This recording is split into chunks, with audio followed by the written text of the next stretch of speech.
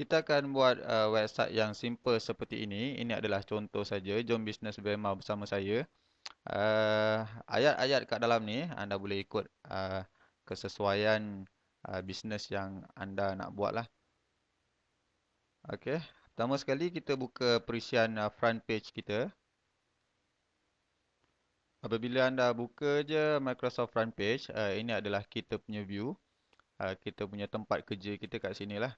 So dekat sini dia punya ikon-ikon apa semua adalah lebih kurang sama macam kita punya Microsoft Office, Word, PowerPoint dan sebagainya, sebab front page ni adalah keluaran Microsoft juga.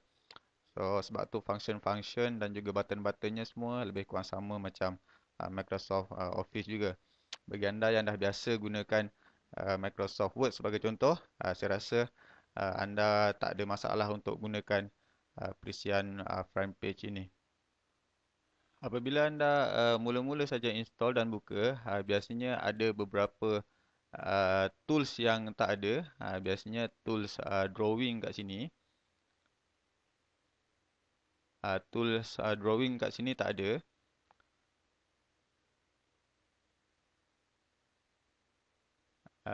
Dan juga tools di sini. Tools untuk table. Jadi cara untuk letakkan ataupun keluarkan tools ni, anda pergi ke view, pergi ke tools bar, kemudian klik di sini drawing dan juga klik table di sini. So yang lain-lain ni contoh seperti picture pun anda boleh letakkan jugalah supaya mudah kita nampak ikon-ikon dan button-button ni untuk kita melakukan kerja-kerja kita nanti. Okey, langkah pertama kita akan buat header dulu, layout header dulu. Okey, kita pergi ke table. Klik di sini layout table and cell.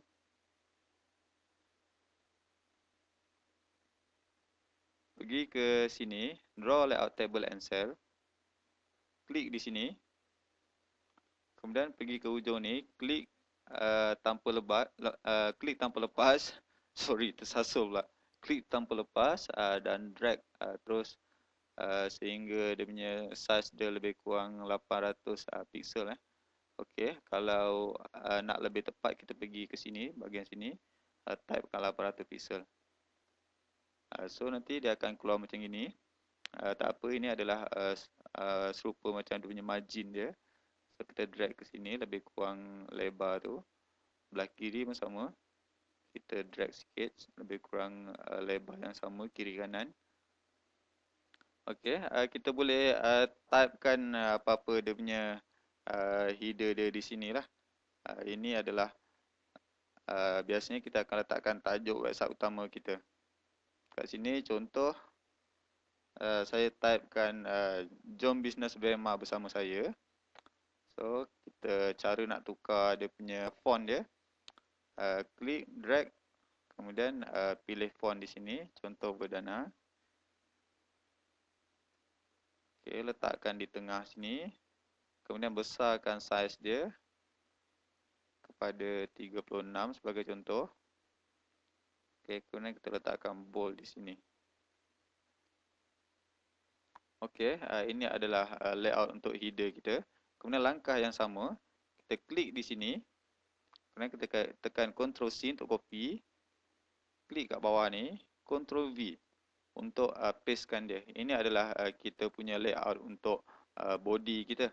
So kat sini kita boleh type apa-apa juga ayat lah. Sebagai contohnya saya dah sediakan kat sini. So saya copy kat sini. Kemudian saya pastekan saja di sini.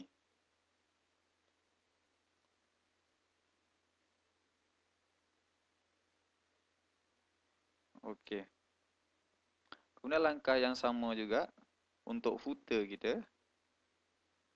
Klik di bahagian bawah ni, kemudian tekan Ctrl First kita kena copy dulu. Pergi ke bahagian tepi sini sehingga ada tanda anak panah macam tu. Klik, kemudian Ctrl C untuk copy. Kemudian klik di sini.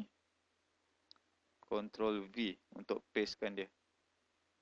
Okey, kemudian kita delete. Dan ini adalah bahagian footer kita lah. Okey, paparan yang anda lihat sekarang ni adalah saiz paparan yang sebenar yang bakal terpapar di website kita nanti. Uh, Maknanya di sini dia punya level dia adalah dekat sebelah kiri.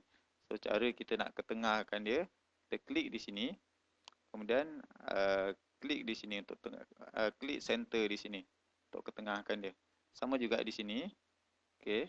Kita klik pada garisan kotak ni, layout untuk body, kemudian klik center. Sama juga untuk kita punya footer kita. Kita klik pada mana-mana garisan di luar ni, sebagai contoh. Okey, kemudian kita letakkan center di sini. Seterusnya, katakan anda nak tukarkan bentuk font ataupun saiz font, pergi ke mana-mana bahagian yang anda kendaki. Okey, katakan di sini, anda klik tanpa lepas, kemudian drag sampai ke atas untuk buat selection kepada bahagian yang kita nak lah. Kemudian kita pergi ke sini, tukarkan saiz yang kita nak, tukarkan saiz font di sini. Okey, katakan kita nak buat teks ini menjadi center di tengah, pergi ke sini. Katakan kita nak buat bold, kita pergi ke sini. Italic di sini, atau underline kita nak buat di sini.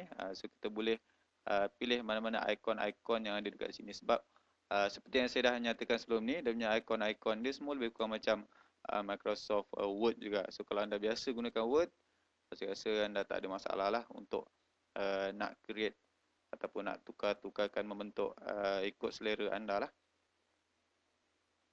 Okay, lepas tu saya akan tukarkan font di sini.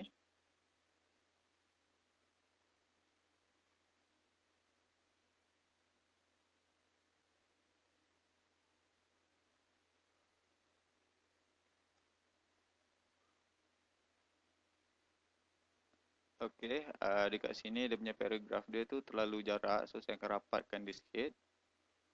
Kat sini pun sama, saya akan rapatkan dia sikit.